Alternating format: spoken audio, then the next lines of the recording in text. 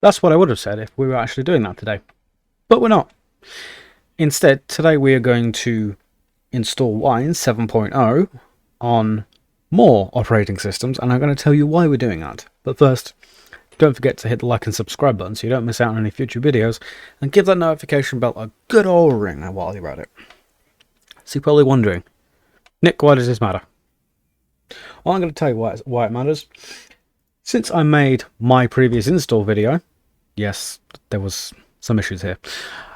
Since I made my previous install video, Wine had gone and updated how you install Wine and the method of installing it. As you can see here, it looks like I have already installed Wine, but I haven't. I was recording this earlier on, and I made a couple very minor errors that turned out to be really rather big. As you can see here, this says Bullseye. That isn't correct. I had to update that to Buster, which apparently I hadn't done. I had to update it to Buster, so not only was my GitHub scripts wrong, the downloaded was wrong, so I just went back and corrected the mistakes I had made. I had released updated versions onto GitHub, so you can see that. You can then check the versions as well, the version history, to see where I went wrong. So let's go through what the changes made and how to install. So with the new way to install Wine, previously all you had to do was just get the key, add app to the key, and then magic. Add up the key, update it, download, you were off to the races. Wonderful. Now, with this, you have to download the key, move it into the key ring in user share, key rings, and then add the repository to the repository list, or the sources list, as I've corrected myself in other scripts, and move it here, and then update, upgrade, and install. So that's what we're going to do. I'm going to show you how to do it for Fedora 3536, Debian 10.11, and Ubuntu 20, 21, and 22. So let's begin. Once you have downloaded my scripts, you need to make the script executable with chmod plus x, and then the script name. So in this case, it's going to be /wine7 install Debian. Oh, if I spelled Debian correctly, Debian 10.sh. If it doesn't output anything, that means you've done it correctly. And then we can move onwards. So what we need to do is then just do sudo / the name of the install script. In this case, it is Wine7. Hit enter, and it's going to go through the various steps. It's going to say, hey, look, I'm now trying to... Oh, bother, I'll actually just talk you through the process. It's enabled a 32-bit architecture. It's downloaded the key. It's moved it in the correct place. And if it gives you this here, that means it is so far installing correctly, and it is now all the way down to here. It's gone through all of this. It's updated. It's updating and upgrading. I'm going to say yes to that. And now it is going to install the Wine packages. As you can see, it's going through. It's doing everything it needs to. And we're already 64% of the way through. So what I'm going to show is I'm going to show the other versions as well. So as we can see here, I've got a load of virtual machines installed. I had planned on running them all side by side by side, and 16 gigs of RAM is not enough to run 7 virtual machines with 1 gig on one core. It is enough to make my host system scream, and the operating system not want to work, as I found out with Fedora. I was struggling to the point where the file manager and terminal were not responding, which is not ideal at all. Anyway, as we can see here, it's going through the process saying, hey look, Wine's stable. This is actually working, which is good. So whilst this runs in the background, we're going to go hop over to Debian 11 and do the same here. So as we can see here, we have the install script running with Bullseye. Previously it was Buster Bullseye. I had it the wrong way around. But in this case, it is bullseye bullseye. We're going to make the script executable with sudo /. Well, the script's already executable, but we'll do it again for just... Apparently, I hadn't made the script executable. So let's do that together. So it's going to be chmod +x / Debian... correction. Wine7... Debian... Correction, Wine7... I really should name these files better. Wine7... Drag this down. Yeah, I know. I'll get it eventually. Wine7 install Debian 11.sh. That has now been made executable. So as you can see here, this is what it's going to go through, and now we're just going to do sudo /wine7, and then we're going to do -y, so it doesn't ask us, hey, look, do you want to allow this to do? Yes, we want to allow it to do. Don't stop to ask me, just do. I might update all of the files so it just adds on the -y to the everything. In this case, it didn't want to do it. So what this is going to do is going to download 1.7 gigabytes worth of stuff. It's going to go flying through. So whilst it does that, we can come back here and see that this is now working correctly. Wine version 7.0 is installed. Easy as that. So to test it, let's come here and get, oh, I don't know, Chrome. We'll download Chrome and we will do the Windows version of Chrome just to prove that it will work. So we want to go download Chrome.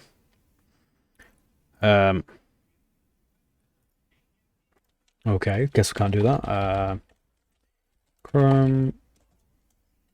As we can see here, the operating systems are starting to struggle because I have various ones running in the background, and it's causing some issues with the host system and also this. It is really going, which is expected considering what's going on. So we're going to save this. It's done in literally seconds. That can go away. Yes, close it. I don't care how many tabs you close. And to make sure things work, we want to do right-click, open with Wine Windows Program Loader. You need to do that with every program you want to run for the first time with Windows, because the operating system hasn't caught up to go, hey, look, I can open EXEs now. So you need to specify what you need to open with. So what this is going to do, this is just going to update the Wine configuration and say, hey, look, the Wine mono package I need isn't installed. And it does it for you. Once you run the script, it just runs. There's no bother at all. I designed this like this for a reason, to just hands off, no worries. It works. As you can see here, it is working. That was the whole goal of running the scripts. Well, making the scripts even. So whilst that runs, we can have a look here and just do wine-version. And again, we have Wine7 installed. So let's move on to the next version of Wine. Power off this virtual machine. Come here and power on my 36. This is different to the one I reviewed the other day, but they've all been installed today, clean, and on my 8TB hard drive. As we can see here, we have Google Chrome installing on Linux through its exe. How about that? Can you believe it? Can you believe it? Well, I can't, and I made the bloody thing. So what we're going to do is we're going to wait for Fedora 36 to finish installing. Well, finish launching, and we're just going to say, goodbye Debian 10, I don't need you anymore. And we're going to launch Fedora 36. And we're going to go through the same process again. Now, from what I discovered, I didn't actually need to update my Fedora install scripts, because the way WineHQ has made the install scripts, nothing actually needed changing, somewhat surprisingly. So in this case, as you can see, I haven't downloaded it. So we will go through the process of doing so. So we want to go open terminal, and we want to do make directory wine, and we're going to go cd wine. Make sure I have the correct version of GitHub installed. We have Git installed. We want to do sudo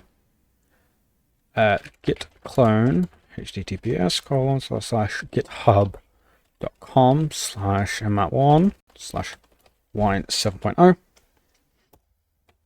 What that's going to do is just going to say, hey, look, sudo, yada, yada, yada. And it's going to clone my directory down. So we want to do cd wine. Okay, apparently. Yes, cd wine7.0. And we want to check what's here. So in this case, everything is here as expected. We want to run the Fedora script. So in this case, we do chmod +x /wine 7 Fedora 36, as this is the 36 version .sh. There we go. And then we want to do sudo./wine. And what that's going to do is just going to run it in the background. There is really not much to it in this case at all for the Fedora 36. Because if we have a quick peek, it's just that. That's it. That's just how simple the Fedora script is. It's wonderful. There's no bother at all. Just makes life so much easier. And it's the same for Fedora 35. It's just change 36 to 35 and it will install the stable, not the development version. So now we're going to move on to the Ubuntu versions. Now, here's where things start to get a bit funky, shall we say. So just wait for this to do, wait this to launch. Whilst we wait, I'm going to have a quick sip of coffee. Okay. It's just going through the processes. SMB bust, yada, that doesn't matter. As we can see here, it's just going to catch up. You may have noticed when I was using Debian 10 that I actually fit the full screen. That's because I had to install the VMware tools onto Debian 10 first before I could continue. So it's now launching that. We want to say yes to this. Say yes to that. Close this. Discard the changes. Close that. Let that run in the background. As we can see, we are here. So again, we will download once more. So we're just going to do desktop. Open a terminal. Make directory wine. Actually, you know what? We'll just git clone it. Git clone https://github.com/map1/wine7.0. I had apparently not installed Git because I forgot that Git does not come installed as standard with Ubuntu. It really should do.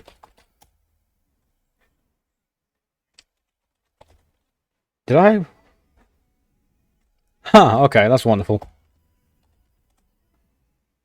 I've apparently put in the wrong password. Oh well. That's not good.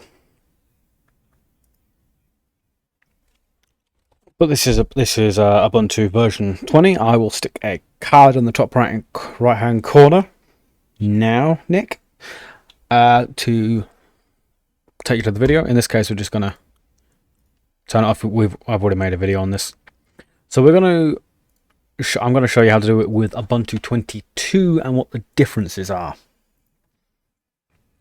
What this is doing is just confirming the fingerprint, importing the GPG key, or well, yeah, general protection key, and I want to say, yep, this is from there. I will accept that.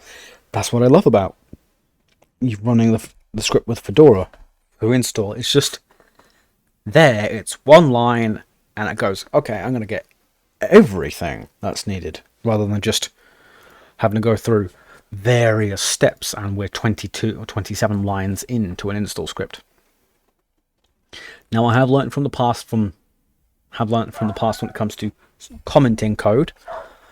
I have learned many times that I can't just leave code uncommented, because if I do, I will forget it, even though I'm the one that wrote the code. So that's why I have commented all my code. So whilst we wait for Wine22 to finish, well, Ubuntu 22 to finish launching, we can see it's there. Okay, so I have not apparently run this yet, so that's perfectly fine. We will go from fresh. Yes, I'm done. Right, so we want to go, once you catch up, there we go. We want to go open in terminal. See if GitHub is installed. Git is installed. It is not, so we want to do sudo apt install git wine. Yes, please download. So just going to go through its necessary processes. And there we go. That's what I just love. It just Git is so easy to install. And now we want to download wine. So we're going to do git clone https://github.com and mat1/wine7.0. It's going to clone it.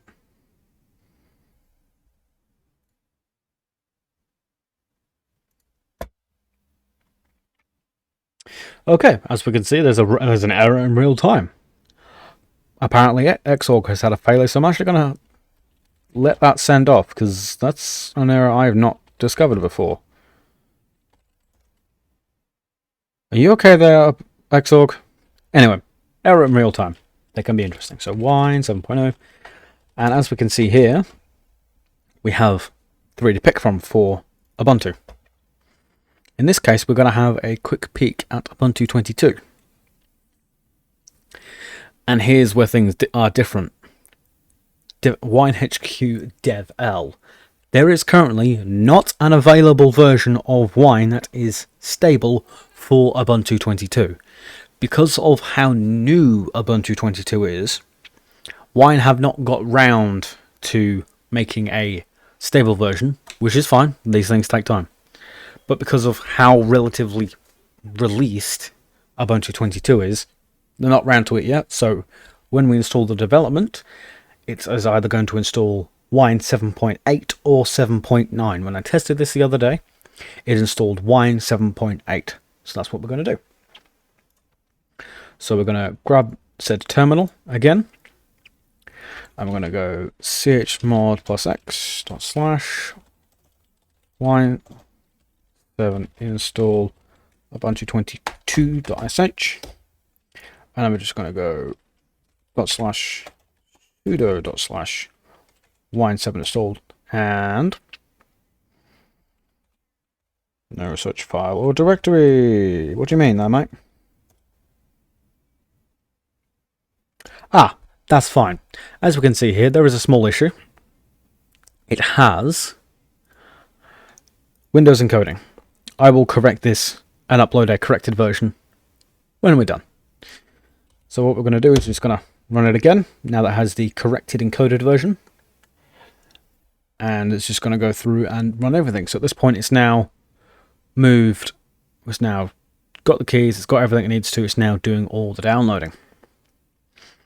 So it's just updated the operating system. With updating, it's going to upgrade, and it's going to say, hey, look, do you want to download all of these packages? And you're going to say, yes. It's also updating Vim, so it's now the updating part. And we'll have a quick peek at Fedora whilst we're waiting. So we're just going to go wine-version. And in doing so, it's now opening Wine for the first time. Yes, please install. I was not expecting this. I guess we get to see new. I guess we get to see something together in real time. Okay. Wasn't expecting that. We'll come back and have a look at this. So whilst that downloads, we are going to go get an exe to run in the background. Well, an exe to have a look at this. The only reason why these virtual machines are running slow is because they've each been given 4 gigs of RAM and only a singular core. I don't have the hardware to run it any faster. If I did, I would do. Kind of missing my server at this point.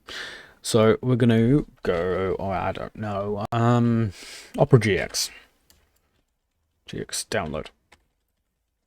Because that's my browser of choice when using Windows. And the reason being is whenever I type, it makes a nice typing sound. And I can't get over that. It's nice. If I could run this natively on Linux, I may just consider moving to Linux full time.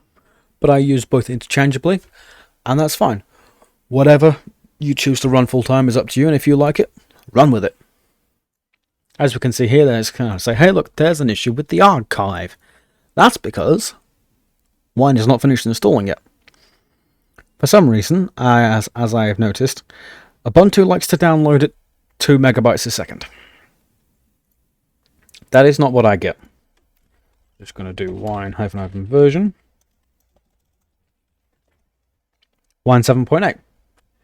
Apparently, well, this is one of the ones I downloaded with the development version. So it had a quick moment with itself as it was going through and saying, I don't know what I'm doing. So that's fine. We can now close this virtual machine. Power you off. Come to Ubuntu. And wait for this to finish. This is now unpacking and just doing everything it needs to do. If I have a quick look at my hard drive, it is giving it a good old write. It was just writing at 81 megabytes a second there. It's doing pretty good for an 8 terabyte hard drive. It's got a very fast response time as well, 1.9 milliseconds. So, whilst this waits, I'd like to thank you very much for watching so far. I hope you find this useful. I will be updating the encoding issue onto GitHub before this video comes out. So expect to see a new release. I will be removing the Debian testing version, the Debian testing install script, because I don't believe that's needed anymore. That's just a choice I am making. I won't put that in the release packages, but I will leave it in the main code repository itself, just because it's there in case anybody wants it, but I haven't seen anything in regards to Debian testing. It's just there in case you need it. So whilst we wait, that's done. It's going to go through and say, hey, look, do you want to download and install Wine now? And we're going to say, yes, I'd like to install it. We're just going to go through and wait for it to be done. It's now, for some reason, downloading it kilobytes per second. That's 8 megabytes, 10 megabytes. 34, there we go. So it's caught up. That's not my internet connection. I'd be very concerned if my internet connection just died because I have a gig symmetrical. But either way, we just wait for this to finish. It runs through. And just waiting for this to finish off. It's just apparently, again, 2 megabytes a second. This is a persistent issue I've noticed with Ubuntu. It doesn't download at full speed, even though it should do. So, gonna wait a couple seconds for that. Again, this shouldn't take too long because it is downloading development and it really shouldn't take too long. It's fine. So as we can see here, it's downloading Wine version 7.8, as that is the current development. So they haven't updated to version 9 or 7.9. So we can tell what we're working on at the minute. And as we can see here, it is done. So we want to do Wine-version. Wine 7.8. So we're just going to hop to the downloads folder. As we can see here, opera.gx.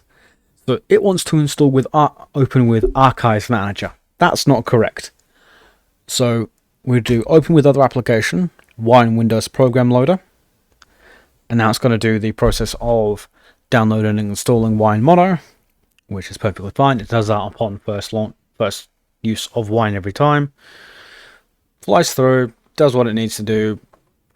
No problems at all. It's going to install it. It's going to open up a Windows command prompt, believe it or not. And it's going to disappear, and OperaGX installer, OperaGX setup.exe will open. Yes, do all these. Install path is invalid. We just do.